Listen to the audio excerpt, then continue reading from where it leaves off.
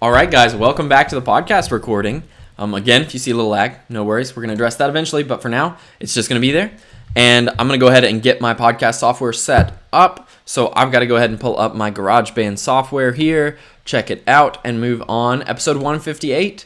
Pretty cool that I've been doing this since January, and I started numbering them on episode... I started numbering them on episode 1, of course, but I started podcasting every day on like episode 15. And so from 15 to 157, every day, I've been podcasting. And that's pretty wild, isn't it? So let's save as, and let's save here, 158.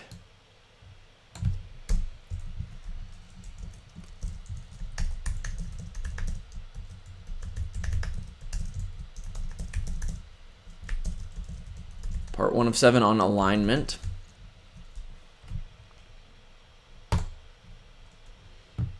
Okay.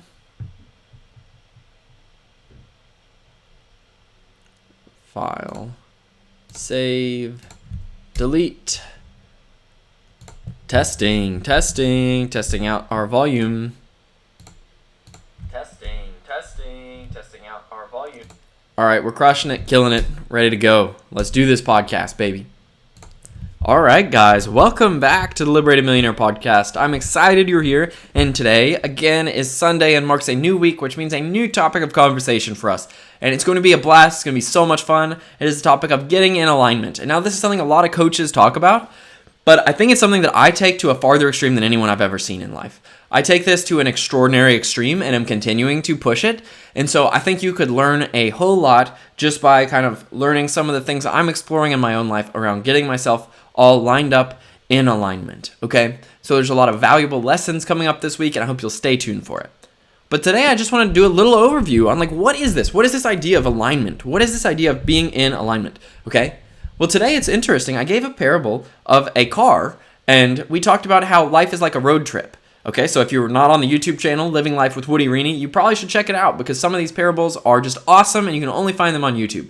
So check out the parable of driving a car and how that relates to life. It was a great one today on YouTube, Living Life with Woody Rini. And then one of the things is, in addition to the other stuff I talked about today, is that living life like you're driving a car, right? You want your car to be in alignment, okay? You want all the wheels to be pointing one direction so you don't waste energy. It's the same with your human life, okay? And people, get all tripped up about this, and there's a lot you can talk about, but I am a radical about this. I am on this quest to align my life perfectly. Not like pretty good, not like well-balanced, not like well-rounded, work-life balance type stuff, but I am on this quest, right? My favorite thing in the world is spiritual seeking, is understanding my consciousness at the highest level possible. And so I'm on this quest to do nothing but spiritual seeking 100% of the time, and have that be such an alignment with the rest of the outside world that I naturally have amazing relationships, tons of money, perfect life outcomes, a coaching business, art business, all as a result of that, okay? And so my whole goal, right, is to keep myself in alignment no matter what. And so we're going to get into all kinds of fun stuff about this week. But that's the basic idea, is just rather than...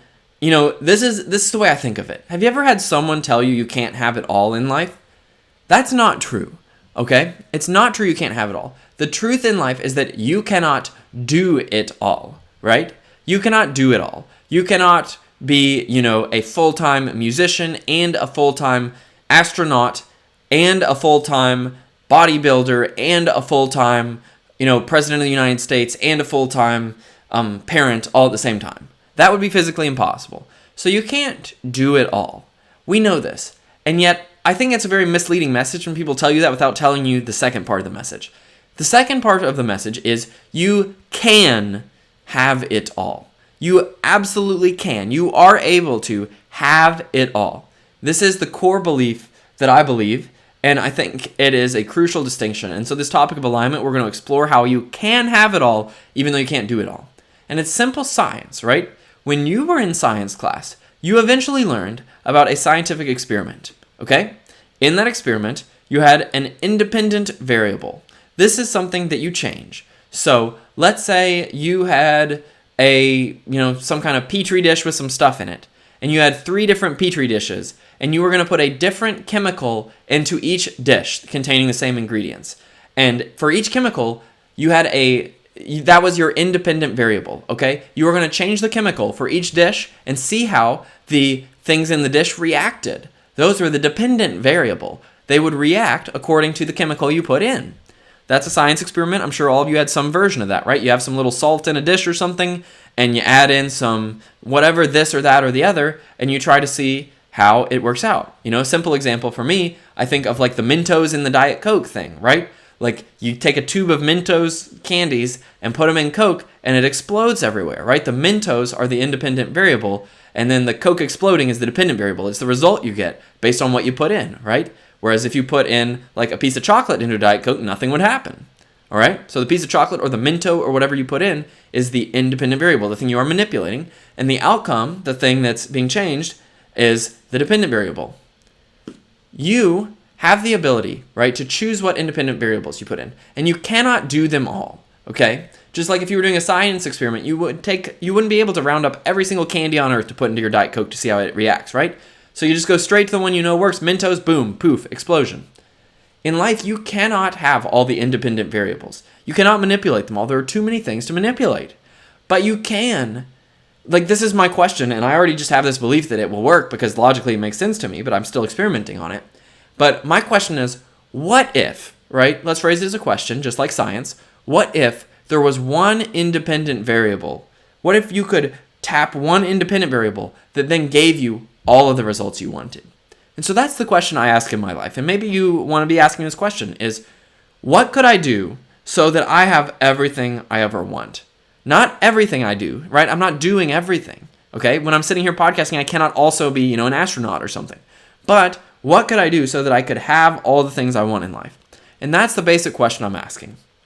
And the answer I found is to always explore my potential to the fullest. Just grow as much as possible in every moment. In fact, this is the reason why I had to leave corporate America, is because corporate America inherently looks and says from the top down, how can we, quote unquote, organize things so that we can get more efficiency?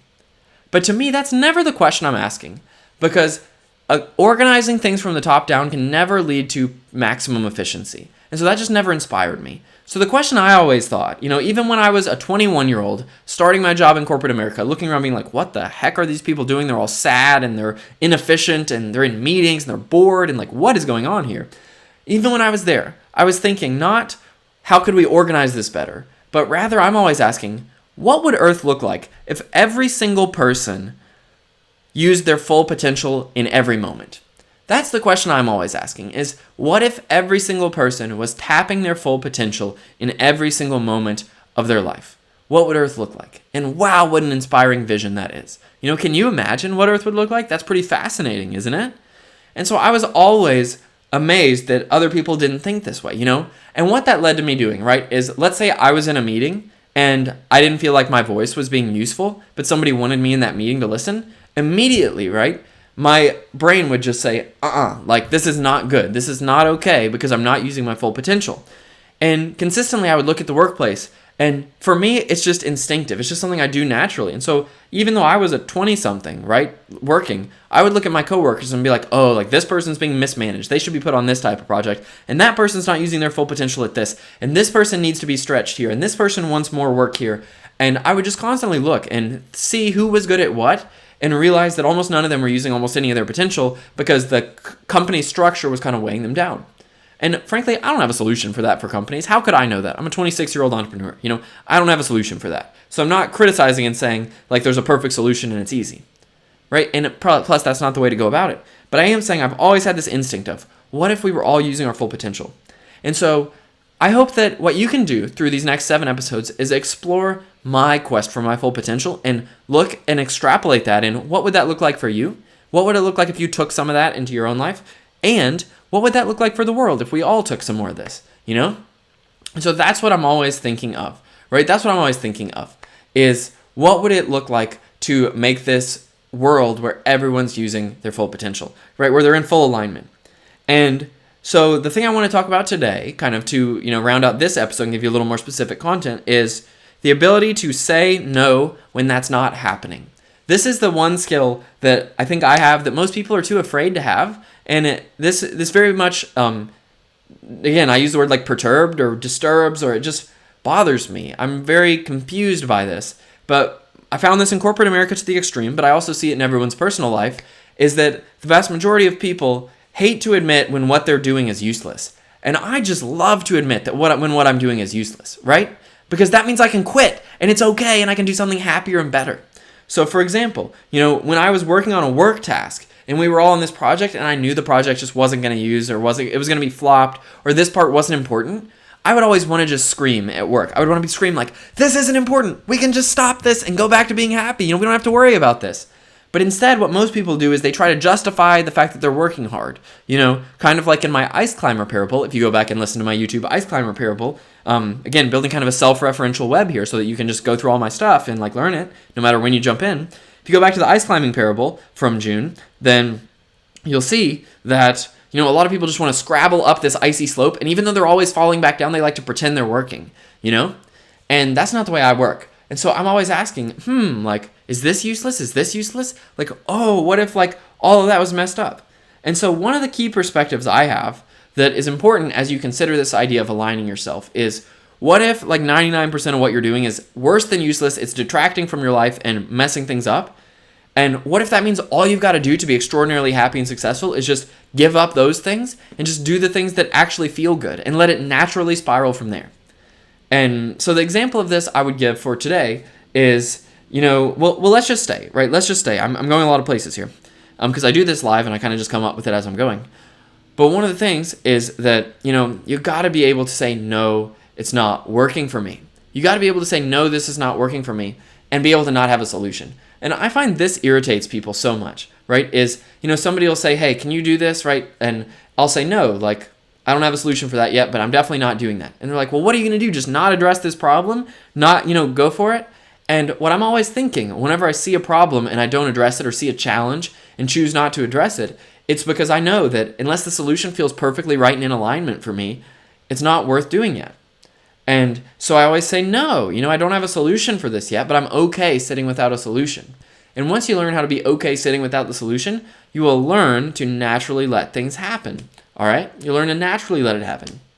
So that's just something that's so, so important. And so we're going to explore this over the next 6 days. But the first thing I want to tell you today is I want you to look around at all the things in your life. This is your assignment for today. Look around at all the things in your life and think about all the things that you would want to jump up and scream, no, this isn't right. It's not alignment. We're not using our full potential here. Just make a list of those things, or just think about them in passing. Just, rummage your mind on it as you're doing something else. Just think about it. Because what I've found is that those are the things that kill us, is the things we know aren't working, but we do to keep up appearances, or because we just don't know if there's a better way. And I'm here to tell you there is a better way. And I'm going to show it to you over the next 6 days. And I'm going to show you how I'm experimenting and living my own life in alignment through a few examples. But I want you to know up front that this method requires saying no to almost everything. Again, if I'm doing a 90% of my potential job at work, that's a no. That's no, it's not 100, okay? And if I'm doing the second most important thing on a given day, that's a no. That's not right. I need to be doing the most important thing on a given day. And this concept of full potential, right? It's just this idea that instead of, think about the long term. Let's just close on this. Think about the long term of what happens in companies when they organize from the top down. I've been inside 2 huge companies. One company was about 65,000 people, and one company was about 15,000 people. And especially in the 65,000 person company, which was MetLife Insurance, huge insurance company, right? So corporate. And they constantly reorganized and constantly shuffled around their management and constantly lied to us and said, this time it would be different, this time it would change. And it never was. And I have no trust for any of the management at that company because they just kept lying to me, right? And everyone at that company knows that. And so one of the things that happened is that as I was, as they kept reorganizing, what it does is it keeps squeezing the potential out of people so that there's less and less individual talent for people to use. And so you just keep squeezing people and it keeps kind of shrinking down, right? Even if reorganizing your structure gives you a temporary boost, it keeps taking up your potential, okay? And so as an example, this is kind of silly example, which may not be totally accurate. So please don't take literal advice, financial advice on this, but I'll give you an example of how I'm interpreting this in my life. So maybe it illustrates it, right? I've been thinking about refinancing my home, and a couple of times my loan guy has called me and said, hey, the rates are down today. Do you want to get your application in? And so if I refinance my home, maybe I save $100 a month, and I break even over after a year, and then I save $100 a month for a while, and it ends up saving me, $20,000 over the long run of 30 years, right, from that refinance. So it sounds like a good deal, right? Except the problem is that my energy is not best spent refinancing my home. Even if it saves $100 a month, right? Even if it's $900 to close, I save $100 a month. After 9 months, I break even. Every month after that, I'm saving $100. And then since my loan's now, a year longer, I end up paying more that last year, but that's okay because I ended up saving because the interest rate was lower. Okay, quick math there, boom, but it's done. The point is, yes, if I spent time reorganizing my household finances to refinance my home at a lower interest rate, right, then yes, I would save money over the long run to the tune of about $20,000 over 30 years. But I'm taking up so much of my focus to do that. I got to close, I got to get all this stuff together, right? And so it takes away my energy from what I'm best at.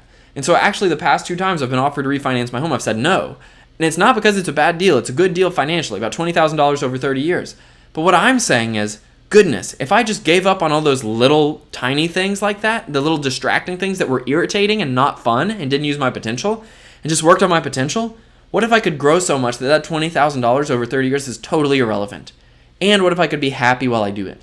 And so I'm making those sacrifices all around the margins of my life right now in order to become aligned.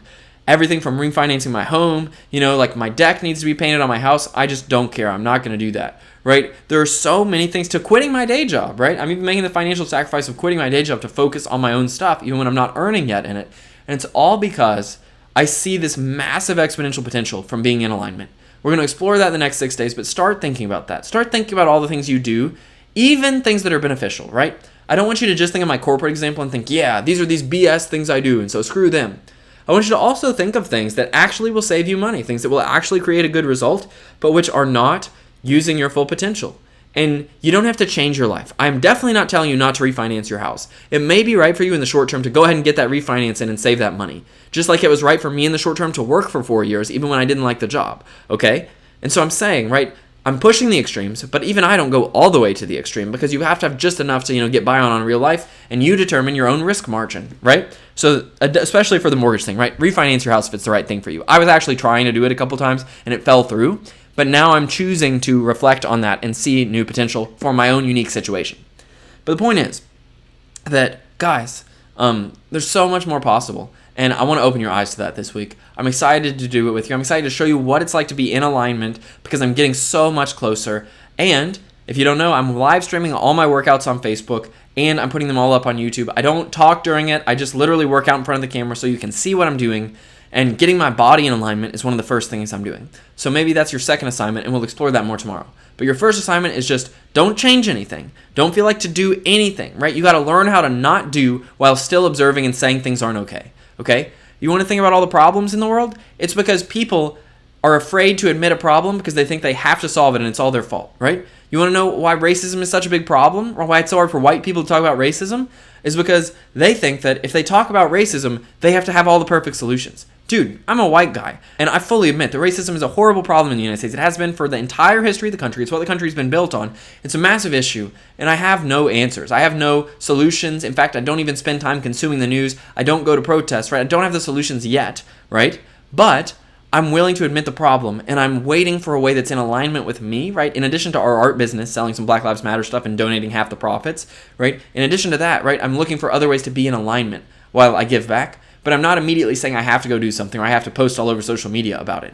So you want to know how hard problems, bad problems get into the world? It's because the good people are out of alignment and they are afraid to acknowledge the problems. And so teaching you this is not just going to help you get results. It's going to help you address the hard things in your life. It's going to help you in so many ways. So I'm excited for the next 6 days with you on this topic of alignment. I hope that this first assignment gets you in the mood of thinking all the things that aren't using 100% of your potential. It may be a long list. It may in fact be your whole life. You may think, oh my goodness, there's nothing in my life that's using 100% of potential. And that's okay too, right? Because guess what? Even once you realize it, you were already having that issue before. And so nothing has changed. Your life is not worse for admitting it. Go ahead and admit it if everything in your life is not using your full potential. That's okay, right? That's why you're here listening, is because we can do this together and get you out of it.